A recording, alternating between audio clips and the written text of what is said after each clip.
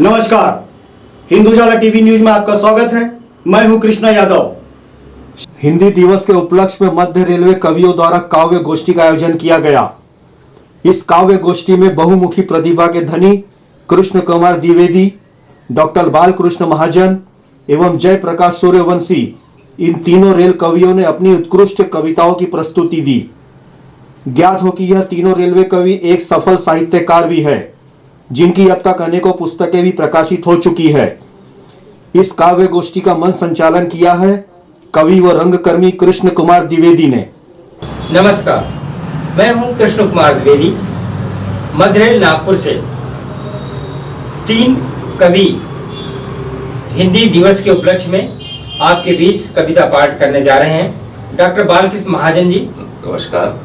और उसी प्रकार हमारे बीच प्रस्तुत हैं हमारे रेलकर्मी भाई जयप्रकाश सूर्यवंशी जी और मैं कृष्ण कुमार द्विवेदी। नमस्कार। तो हमारे पहले कवि डॉक्टर बालकृष्ण महाजन हैं, जिन्होंने 108 बार खून का रक्तदान किया है और उन्होंने 9 किताबें अभी तक प्रकाशित की है। मैं हमारे डॉक्टर बालकृष्ण महाजन को इन 4 पंक्तियों के साथ आवाज देना चाहूंगा कविता पाठ के लिए कि कविता करना सरल नहीं है, कविता करना सरल नहीं है, पूछो हम फनकारों से, अरे हम तो लोहा काट रहे हैं कागज की तलवारों से, अरे हम तो लोहा काट रहे हैं कागज की तलवारों से। इन्हीं पंक्तियों के साथ डॉक्टर बालकृष्ण महाजन को कविता पाठ के लिए आवाज दे रहा हूँ। नमस्कार, मैं डॉक्टर बालकृष्ण महाजन आपके समक्ष कुछ रचनाएं प्रस्तुत करने जा रहा हूं। कवि की 25वीं सालगिरह पर, कवि की 25वीं सालगिरह पर कवि ने अपने श्रीमती से पूछा, क्या तुमने कोई नेक काम किया है? नेक काम, क्या तुमने कोई नेक काम किया है? कवि पत्नी बोली, कल ही आपने जो खंडकाव्य लिखा था ना, आज हमारा गैस खत्म हो गया है, तो मैंने उसे चूल्हे में झोंक दिया है। वाह वाह वाह वाह। वे इतनी सफाई से झूठ बोलते हैं कि अगला सच साबित करने के चक्कर में झूठा पड़ जाता है, झूठा पड़ जाता है। उन्होंने तो अपनी सारी जिंदगी लगा दी हमें हराने के लिए, पर हरा ना सके।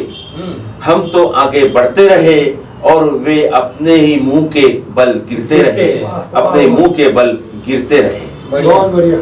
अमावस की काली रात में एक कवि सम्मेलन निपटाते हुए गली से लौट रहा था। अमावस की काली रात में एक कवि सम्मेलन निपटाते हुए गली से लौट रहा था। अचानक कुत्ते के दल ने कवि पर हमला बोल दिया। अचानक कुत्ते के दल ने कवि पर हमला बोल दिया और बेचारा भागा, लेकिन बेचारा कहां तक भागता। आखिरकार एक कुत्ते ने कवि को दबोचकर काट ही लिया। आखिरकार एक कुत्ते ने कवि को दबोचकर काट ही लिया। कवि ने भी आओ देखा ना ताओ उस कुत्ते को भी काट लिया। हिसाब बराबर कर दिया। कुछ दिनों बाद परीक्षण करने पर पता चला कि कुत्ते के कवि में कुत्ते के गुण आ गए और कुत्ते में कवि के गुण आ गए। कुत्ते ने रात में बाकी कुत्तों के साथ मंत्र संचालन करते हुए एक साथ मिलकर भौंकने लगे और इधर द्वार पर कुत्ते की तरह भौंकने लगे। घर वाले समझ नहीं पा रहे थे कि आखिर माजरा क्या है। जब बात का पता चला कि कवि और कुत्ते ने एक दूसरे को काटा है, कवि ने तुरंत ही अस्पताल जाकर इंजेक्शन लगवा अपना बचाव कर लिया। कुत्ते ने भी जानवर के अस्पताल में इंजेक्शन लगवा लिया। बहुत अच्छा। कुछ दिनों बाद जब कवि और कुत्ता अपने सामने आए तो एक जाए पूरब तो दूसरा जाए पश्चिम। अभी आपने डॉक्टर बालकृष्ण महाजन से व्यंग कविता सुना, बहुत अच्छी प्रस्तुति रही उनकी। अब हमारे दूसरे मित्र सूर्यवंशी जी, इन्हें मैं 4 पंक्तियां देना चाहूंगा कि मुझको फांसी पर चढ़ाने की जरूरत क्या है, मेरे हाथों से कलम छीन ले मैं मर जाऊंगा। मुझे मिटा दे, ये जमाने में दम नहीं यारो। मैं तो शायर हूँ, किताबों में बिखर जाऊंगा। मैं तो शायर हूँ, किताबों में बिखर जाऊंगा। इन्हीं पंक्तियों के साथ जयप्रकाश सूर्यवंशी जी को कविता पाठ के लिए आमंत्रित कर रहा हूँ। आप सभी आदरणीय को मेरा नमस्कार, नमन, अभिनंदन। मैं जयप्रकाश सूर्यवंशी, नागपुर। मेरी रचना पूर्व में कुछ पंक्तियां आपको सादा समाप्त करना चाहूंगा। स्वागत है आपका। आपका ध्यान चाहूंगा। लोग बेकार में किसी मजबूर को बुरा कहते हैं। लोग बेकार में किसी मजबूर को बुरा कहते हैं। आदमी बुरा नहीं होता, उसका वक्त बुरा होता है। क्या बात है। आदमी बुरा नहीं होता, उसका वक्त बुरा होता है। उधार की दौलत से किसका भला हुआ है? उधार की दौलत से किसका भला हुआ है? जितना नसीब में लिखा है उतना ही अदा होता है, उतना ही अदा होता है, उतना ही अदा होता है। यूं ही नहीं बन जाती है हर कहानी कविता। यूं ही नहीं बन जाती है कहानी कविता। मन में शब्दों के मोतियों को पंक्तियों में पिरोना पड़ता है। चुन चुन कर लेना पड़ता है अनेक शब्दों को। कहीं गीत गजल कविता बनाना पड़ता है। जीवन में यदि सुख भी बहुत है तो परेशानियां भी बहुत है। जीवन में यदि सुख भी बहुत है तो परेशानियां भी बहुत है। जिंदगी में हानियां हैं तो लाभ भी बहुत है। क्यों सोचते हो क्या हुआ? प्रभु ने कुछ गम भी दे दिए। हम पर उसकी मेहरबानियां भी बहुत है। मेहरबानियां भी बहुत है। मेरी रचना इस जन्म में जो अदा करेगा यहाँ वही तुझे मिल पाएगा। बाकी रहा है क्या तेरे पास जो लेकर जाएगा। आखिर तू क्या लेकर आया था? फिर क्या देकर जाएगा? यहीं पर कमाया है, यही छोड़ जाएगा। इस जन्म में जो अदा करेगा वही तुझे मिल पाएगा। बदी से डर, नेकी हमेशा कर। नसीब में लिखा है सिर्फ उतना ही मिल पाएगा। इस जन्म में जो अदा करेगा वही मिल पाएगा। यह जन्म बार बार न आएगा। कुछ तो दान कर, कुछ भला काम कर, कुछ तो पुण्य काम कर। यही तेरे पास रह जाएगा किरण, वरना तेरे साथ क्या जाएगा। इस जन्म में जो अदा करेगा यहाँ वही तुझे मिल पाएगा। तो मित्रों, अभी आपके सामने एक नए शख्स को आपके सामने प्रस्तुत करने जा रहा हूँ। ये है कवि कृष्ण कुमार द्विवेदी। इन्होंने 3 पुस्तकें प्रकाशित की है और नुक्कड़ नाटकों के 400 प्रयोग इन्होंने मंचन मेरे साथ किया है। और अभी हालांकि हमने टेलीफिल्म बनाई थी, उसमें भी इनका काफी सहयोग है। मैं इनको 4 पंक्तियों के साथ आवाज दे रहा हूँ। दोस्त ने दोस्त को गुलाब भेजा है, दोस्त ने दोस्त को गुलाब भेजा है। तारों को आसमान से पैगाम भेजा है।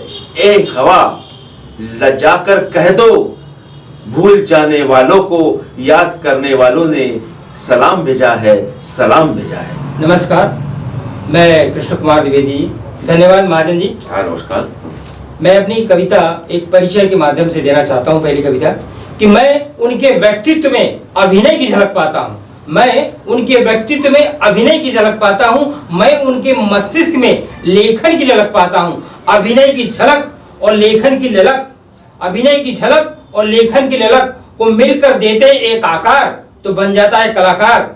आपकी तालियों की गड़गड़ाहट से मिलता है मुझे हौसला अपार। और यही ख्वाहिश है यूं आप सबका मिलता रहे प्यार। ये आपका कृष्ण कुमार। बहुत अच्छे। बहुत सुंदर। एक कविता दहेज पे प्रस्तुत है।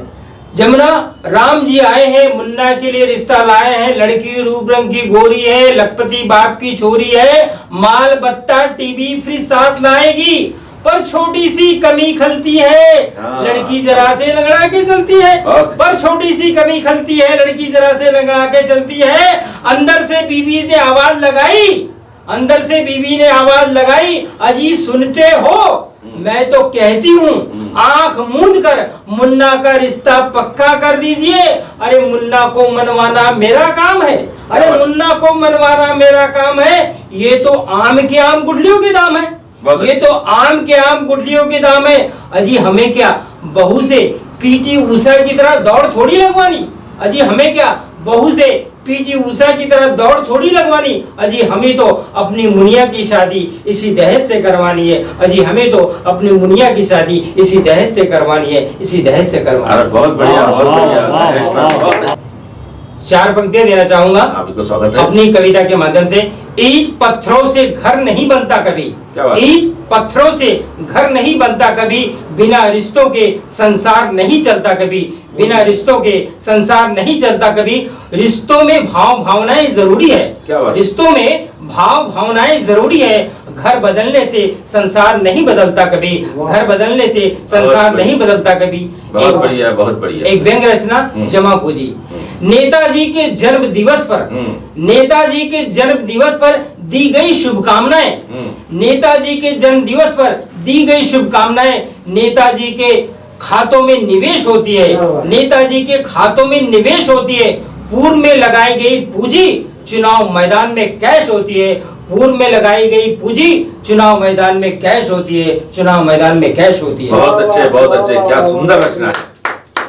अभी आपके बीच फिर से प्रस्तुत होने जा रहे हैं जयप्रकाश सूर्यवंशी जी अपनी कविता के साथ। जयप्रकाश सूर्यवंशी जी। नमस्कार। किसी ने लिखा है, अज्ञान को सद्ज्ञान बनाना है मुझे, अज्ञान को सद्ज्ञान बनाना है मुझे, आनंद का सामान बनाना है मुझे। बहुत अच्छे। अज्ञान को सद्ज्ञान बनाना है मुझे, आनंद का सामान बनाना है मुझे। हर छंद से नौ प्राण मिले भारत को, हर छंद से नौ प्राण मिले भारत को, हर छंद को वरदान बनाना है मुझे, वरदान बनाना है मुझे। क्या खूब है, बहुत खूब, बहुत। दर्पण की तरह सत्य मुझे कहना है, दर्पण की तरह सत्य मुझे कहना है। हर अवस्था में मुझे सजग रहना है, क्या बात है? दर्पण की तरह सत्य मुझे कहना है। हर अवस्था में मुझे सजग रहना है। प्रांगण हो कि सीमित, प्रांगण हो कि सीमित काव्य का, मैं काव्य की गंगा हूँ, मैं काव्य की गंगा हूँ। मुझे नित्य जलधारा में बहना है। हो कैसी भी परिस्थितियाँ, हो कैसी भी परिस्थितियाँ, मुझे कविता कहानी रोज कहना है। दर्पण की तरह मुझे सत्य कहना है, सत्य कहना है। बहुत अच्छे, बहुत अच्छे, बहुत अच्छे। भारत की शान है हिंदी, भारत की शान है हिंदी, विश्व की पहचान है हिंदी। भारत की शान है हिंदी, विश्व की पहचान है हिंदी। इस देश की आन बान शान है हिंदी, हिंद की जुबान है हिंदी। भारत की शान है हिंदी। आओ हम सदा इसे अपनाएं, हिंदी का गुणगान सर्वत्र गाएं। हम सबके लिए वरदान है हिंदी, विश्व की पहचान है हिंदी, विश्व की पहचान है हिंदी। उत्तर से दक्षिण, पूर्व से पश्चिम, मातृभूमि की शान है हिंदी। हम सबका सम्मान है हिंदी। भारत की शान है हिंदी, विश्व की पहचान है हिंदी। इस देश की आन बान शान है हिंदी, शान है हिंदी, शान है हिंदी। नमस्कार। अभी आपके बीच फिर से प्रस्तुत होने जा रहे हैं डॉक्टर बालकृष्ण महाजन अपनी कविता के साथ।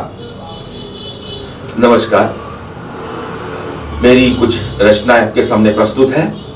उन्होंने आज मेरी ऐसी क्या तारीफ कर दी, तब से मेरे अपने भी तारीफ से हुए मुंह फुलाते हुए हो गए पराए। अच्छा भाई।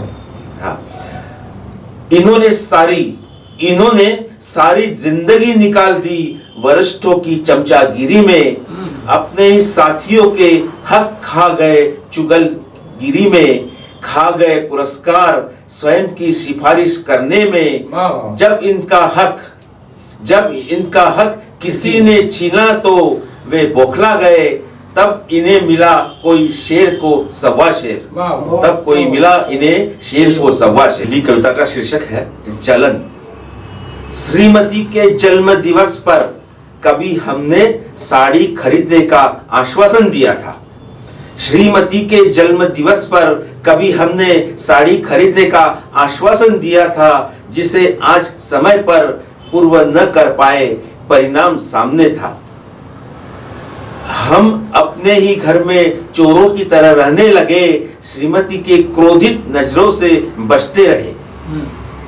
मैंने उनके कटु वचनों से दहते अंगारे हमारे ऊपर बरसने लगे, वैसे ही हम धीरे धीरे ढेर होने लगे। जब क्रोधित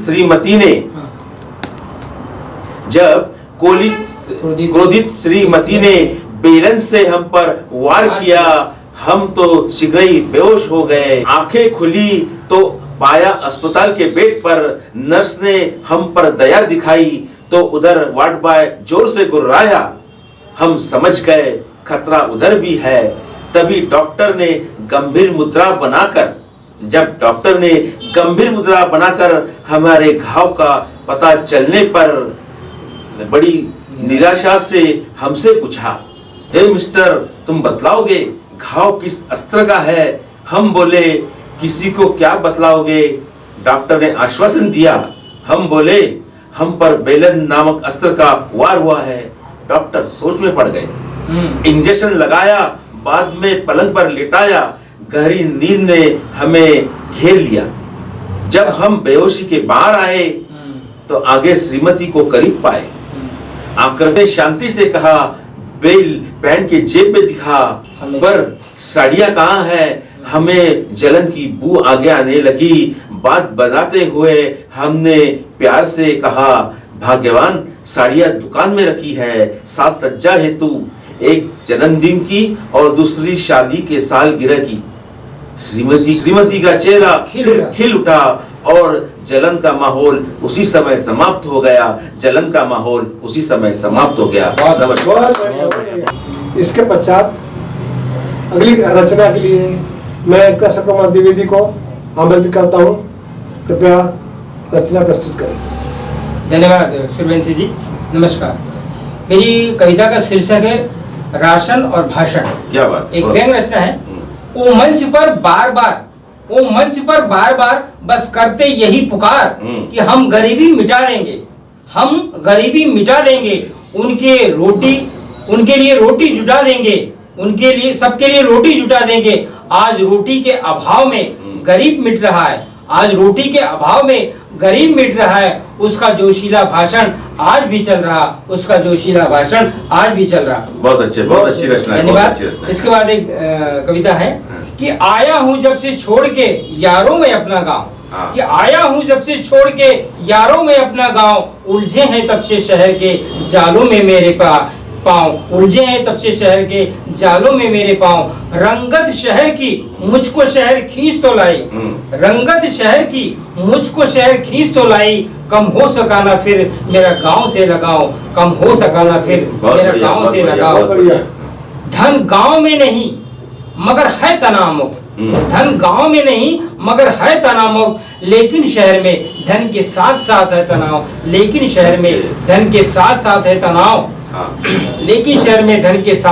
तनाव। गांव में अब खिलते हैं सद्भावना के फूल, और शहर में मतलब के लिए फकत लगाओ। आखिरी पंक्ति है कि हर संस्कृति दम तोड़ चुकी शहर में कृष्णा, बाकी है अब भी गाँव में ममता की ठंडी छाँव। बहुत अच्छे। एक कविता मैं मोबाइल पर प्रस्तुत करना चाहता हूँ। हे मोबाइल, जब से तुम इस नई सदी में आए हो, हर एक के दिल में समाये हो। अरे जब से तुम्हारी क्रांति आई है, दूर संचार में प्रगति आई है। तू निराला है, सबको तू संभाला है। अरे समय की कमी है, इसलिए आदमी से तेरी जमी है। क्या बात। समय की कमी है, इसलिए आदमी से तेरी जमी है। अरे तू तो इतना मशहूर हो गया है, बैंक देखिए, अरे तू तो इतना मशहूर हो गया है, शौहर अपनी बीवी से दूर हो गया, तू बड़े प्यार से नारी के गाल को तो छूता है, तू बड़े प्यार से नारी के गाल को तो छूता है। अरे तुझको दूर करे ये किसका बूता है, अरे तुझको दूर करे ये किसका बूता है। अरे तुझको अपनाने की युवा जनों में चाह है। अरे तू चाहे तो घर बैठे करवा दे सारे काम। वाह माइल वाह, क्या है तेरा कमाल, क्या है तेरा कमाल, क्या है तेरा बहुत अच्छी रचना। हाँ तो मित्रों, अब आपके सामने हमारे रेल कवियों ने जो सुंदर रचनाएं आपके सामने प्रस्तुत की, उसके लिए आपका आभार। हिंदी दिवस के अवसर पर हम आमने सामने रहे हैं। आपसे एक अनुरोध है कि इस चैनल पर जो हमारी काव्य गोष्ठी आप सुनेंगे, देखेंगे, तो उसको आप लाइक कीजिए, सब्सक्राइब कीजिए और हमें अपना वोट डालिए। और आगे भी हम आपसे इसी तरह के बहुरंगी कार्यक्रम लाएंगे और आप उसे जरूर आनंद लीजिए। धन्यवाद।